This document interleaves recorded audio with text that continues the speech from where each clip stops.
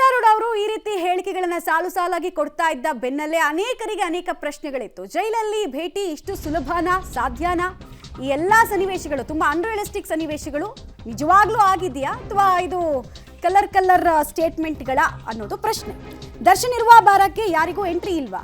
ಸಿದ್ದಾರೂಢ ಭೇಟಿ ಬಗ್ಗೆ ಜೈಲಧಿಕಾರಿಗಳ ಸ್ಪಷ್ಟನೆ ಏನು? ಜೈಲಲ್ಲಿ ಕೊಲೆ ಆರೋಪಿ ದರ್ಶನ್ ಭೇಟಿ ಅಷ್ಟು ಸುಲಭ ಇದೆಯಾ? ಈ ಪ್ರಶ್ನೆ ಅಂತೂ ಎಲ್ರಿಗೂ ಇತ್ತು. ಬಿಕಾಸ್ ಅದು ಗಂಭೀರ ಸೆಕ್ಯೂರಿಟಿ ಲ್ಯಾಪ್ಸ್ ಆಗ್ಬಿಡುತ್ತೆ. ಹಿಂಗೇನಾದ್ರೂ ಇಷ್ಟೊತ್ತು ಹರಟೆ ಹೊಡೆಯೋದಕ್ಕೆ ಅವಕಾಶ ಕೊಟ್ಬಿಟ್ರೆ ಗಂಭೀರವಾದಂತಹ security lapse. Because Darshan UTP, ಈ ಕಡೆ ಇವರು ಕೈದಿ, ಆಲ್ರೆಡಿ ಸಜಾಬಂದಿ ಕೈದಿ. ದರ್ಶನ್ ಹಾಗೂ ಸಿದ್ದಾರೂಢ ಭೇಟಿ ಆಗೋದಕ್ಕೆ ಸಾಧ್ಯವೇ ಇಲ್ಲ ಅನ್ನೋದು ಜೈಲಧಿಕಾರಿಗಳು ಅಧಿಕೃತವಾಗಿ ಕೊಡ್ತಾ ಇರುವಂತಹ ಮಾಹಿತಿ. ಪರಪ್ಪನಗ್ರಹಾರದ ಜೈಲು ಅಧೀಕ್ಷಕರ ಅಧಿಕೃತ ಮಾಹಿತಿ. ನೋ ಚಾನ್ಸ್, ಭೇಟಿ ಆಗಿರೋದಕ್ಕೆ ಸಾಧ್ಯನೇ ಇಲ್ಲ. ದರ್ಶನ್ ಇರೋದು ವಿಶೇಷ ಭದ್ರತಾ ಕೊಠಡಿಯಲ್ಲಿ ಅನ್ನೋದನ್ನ ಅವರು ಅಲ್ಲಿ ವಿವರಿಸಿದ್ದಾರೆ.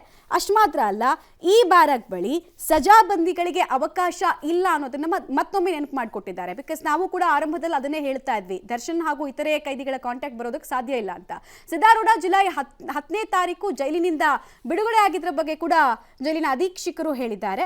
ಜುಲೈ 8ನೇ ತಾರೀಕು ದರ್ಶನ್ ಭೇಟಿ ಮಾಡಿದ್ದೆ ಅಂತ ಅವ್ರು ಹೇಳ್ತಿದ್ದಾರೆ. ಅಂದ್ರೆ ಅವ್ರ ವರ್ಷನ್. ಇಲ್ಲಿ ತನಕ ಯಾವುದೇ ಕೈದಿಗಳನ್ನ ದರ್ಶನ್ ಭೇಟಿ ಮಾಡಿಲ್ಲ ಅನ್ನೋದು ಜೈಲಧಿಕಾರಿಗಳ ಹೇಳಿಕೆ. ಯಾರು ಸತ್ಯವಂತರು ಅನ್ನೋದನ್ನ ನಾವು ನಿಮಗ್ ಬಿಟ್ಬಿಡ್ತೀವಿ, ನೀವೇ ಆಲೋಚನೆ ಮಾಡಿ. ದರ್ಶನ್ ಭದ್ರತಾ ದೃಷ್ಟಿಯಿಂದ ಅವಕಾಶವನ್ನ ಕೊಟ್ಟಿಲ್ಲ, ಇದ್ಯಾವುದು ನಡೆದೇ ಇಲ್ಲ.